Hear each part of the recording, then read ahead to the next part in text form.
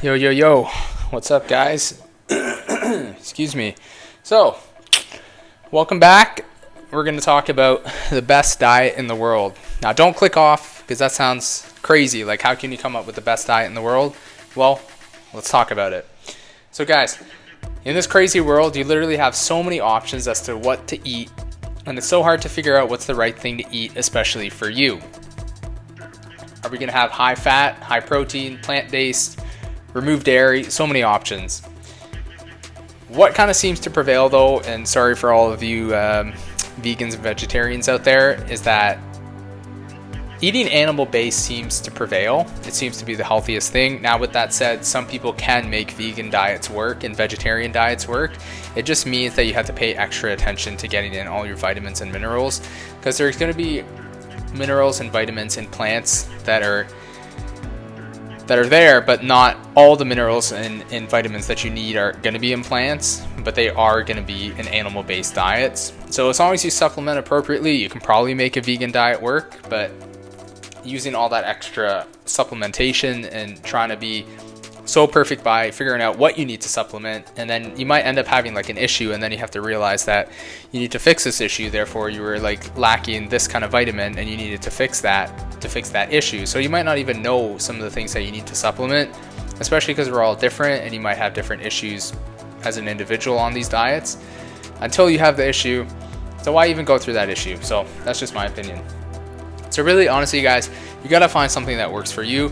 I'm with people in the fact that they want to reduce animal suffering. They want to make something economically friendly, blah, blah, blah. But you can do that with animal-based diets. So beyond the animal-based diet, I think you guys should be having some carbs. You shouldn't go long-term ketosis, long-term no carbs. It is good to have carbs, but you want to have carbs from a good carb source. So that can be from fruits, obviously, nature's candy, and also some starches. Like if you tolerate rice and potatoes and stuff like that, then that's great. But then what about people, like, if that's a perfect diet, then what about people that, think about people with allergies, guys. Like, if you eat peanut butter on a daily basis and you're like, peanut butter is just fine for me. What about somebody with an allergy to peanut butter? They literally don't even know what a life is like with peanut butter. So there isn't such a thing as really like the perfect diet, but what the perfect diet is the perfect diet for you, and you should probably stick to animal-based, but you should still incorporate carbs and just figure out the carb sources that are best for you and figure out the best fat sources for you. So it's on an individual basis and you just got to make it work for you. So not clickbait, but find the best diet that works for you as an individual. So just using myself, guys, as an example here, I got some notes. So I don't really have any known allergies, but so I'm about to turn 29. If you're following my short series where I'm doing the dopamine detox, you'll see that I'm pushing myself before I turn 29. And guys, in my early 20s, I started developing really like an itchy patch on my shin. And then it eventually, long story short, spread into psoriasis. And I like growing up, I was eating like how like every kid ate in my teenage years, like pretty much whatever he wanted during the day. And then because I have a lovely mother, I would have a nice home cooked meal at night. So I was eating like Pop-Tarts, McDonald's if I wanted to, some pizza, cereal, like toaster strudel, like all that stuff. And sometimes like really ground beef and some deli meats and a deli sandwich or whatever. Some chicken tenders, that just came to mind right away. Like once I hit, I would say like I had my psoriasis when I was eating unhealthy. And then, but in my mid 20s and especially kind of like approaching the late 20s, guys, even for the past like year, I've been eating literally unprocessed ground beef, broccoli, and potatoes, like baking my own potatoes, seasoning them myself, and broccoli for sometimes all my meals for the day, but literally 1 to 2 meals every day for months, even up to like probably close to a year, having minimal cheat meals, basically eating like a healthy quote unquote diet of whole unprocessed foods. And my psoriasis continued to get worse. So even though I cleaned things up, I was still having issues. So obviously something in my body was not agreeing. And psoriasis, if you guys know, it's an autoimmune condition where you just have a lot of inflammation and it really affects your skin. It's basically when your skin cells divide and do the skin replacement cycle too quickly. So you end up having very, very flaky skin. So your skin is going to die off, it's going to shed, and it's going to reproduce and then reshed just too frequently. And you end up having like basically scaly looking skin. and it's very itchy and it tends to spread. And depending on where it spreads, it can make you very like insecure. And it's to the point where it's spreading to my forehead. Some people have it on their face. I find that whenever somebody has psoriasis, they always have it in their scalp and then somewhere else in their body, and then eventually it kind of spreads. So basically, I took some meds when I was a bit younger, but I was kind of against the whole idea of using like steroid creams and like immune suppressant creams and drugs like that. And so I pretty much weaned off that stuff pretty quickly. And I didn't really see any relief in it anyways, and I didn't want to spray like a bunch of foam. There was this foam that I would spray on my leg, and it would get super, super cold, and then it would dissipate, it would absorb into the skin. And like I didn't find it really was benefiting me, and I was just kind of spending money on like a bunch of like stuff that I had no idea what was actually being put into my body. Like I didn't know the side effects per se. Like I knew what the chemical was because it says it on the prescription. But I was like, you know what, I want to try to... Well, at first I was kind of like, this is just something I have to live with, and that's exactly what I did. I just lived with it. But then eventually I started coming across a bunch of these like YouTube videos of people talking about how they got rid of their autoimmune conditions, whether it be psoriasis, eczema, asthma, and they were all talking about like leaky gut and just inflammation and blah, blah, blah, blah. And a lot of them were talking about going on a carnivore diet.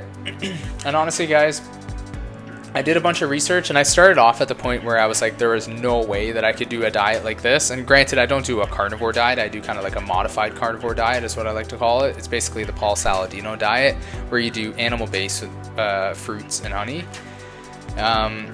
And so I started off, and then eventually the more research I did, I was kind of like, you know what, this is something that I feel like I can try. And then eventually, like, it took me probably 2 weeks of researching and doing like watching videos and doing my own research as well, guys, and really like pondering whether I wanted to do this, to the point where I've been doing it now for 3 weeks. So I'm doing the animal-based diet with fruit and honey. And I haven't noticed big changes with my skin, if you're wondering right now, but I've only been doing it for 3 weeks, and people say it takes upwards to like months to see any benefits, especially to fully clear out your psoriasis. I do kind of like a 90-10 approach, guys, so I'm on the diet 90% of the time, 95% of the time, and with a 10% cheat where I do have the things that I'm technically not supposed to have, so like processed sugar, you know, desserts. Sometimes I want some pasta with my ground beef because I love spaghetti. Stuff like that, right? Stuff I'm not supposed to have technically. You're not supposed to have like beans, nuts, and seeds. Every once in a while, you know, I'll have something with that in it. I really like almond butter, and before this I was eating so much almond butter, and it comes to show that apparently almond butter is not very good for people with these autoimmune conditions. And that's just it, guys. It may be okay for you, but it may not be okay for somebody else. And something that's not okay for somebody may be the difference of having like an autoimmune skin condition and not having that. So you need to figure out what works for you. So guys, the whole thing is, if you don't feel right, then you should probably be doing something about it. You should probably be investigating like how you can improve your life. And the truth of the matter is, diet and exercise, bringing down your body fat to a healthy level, can cure so many conditions within our body, guys. If you think about it, the food that you put in your body literally feeds every single cell in your body. Your gut health, literally you put food, it goes into your gut, it gets digested in your gut. So your gut health is important because it breaks down the food that is then available for your entire body. So if you have problems with your skin, with your kidney, with your heart, with your brain, any of your organs and like your muscles and stuff like that, and your bones, you got to think all the nutrients are first able to be sent to these cells because they're digested in the gut. Then you obviously need like other things in play, like you need the proper transport proteins, you need proper blood flow, you need proper oxygenation, so proper breathing. So there's a lot of other factors, but if you think about it, you're literally feeding every single cell in your body from what you put in your mouth. So it's really important what you eat, guys. So you got to figure out what works best for you. And then exercising and keeping your body at a healthy body fat also improves your overall sensitivity to the things that you eat, your sensitivity and your production of hormones. So your insulin sensitivity, which greatly impacts how your body responds to the foods that you eat, especially carbohydrates, as you would know. So you may not even realize, guys, is what I'm trying to say. You may not even realize the life that you're missing out on, the optimal life that you're missing out on, because you're not investigating issues that you have. So if you're not thriving, if you're not living optimally, then you should probably investigate and figure out a way to do so. And have some fun with it, guys. Do some research. take your time and get to the point like I did where I felt like I could try these diets, and don't go all in. Like, just improve and get closer to what this diet suggests, and get closer to being just healthier in general with your eating less processed foods and more whole foods.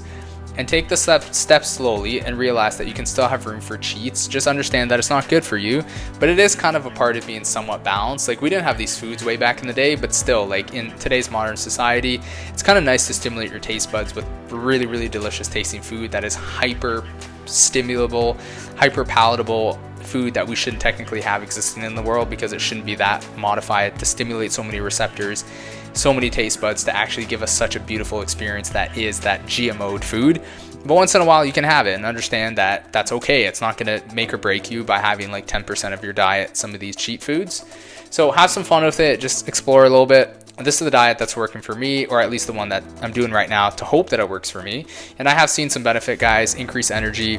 I'm not really drinking coffee anymore because, one, I can't do it on the diet, but also I'm feeling great without it. But I do have a little bit of a treat where I give myself coffee when I want it, but I don't feel like I depend on it anymore. There's no dependency there. And hopefully some big benefits to come as far as clearing up the psoriasis. So that's all I've got for today, guys. I will see you next time. Take care. Peace.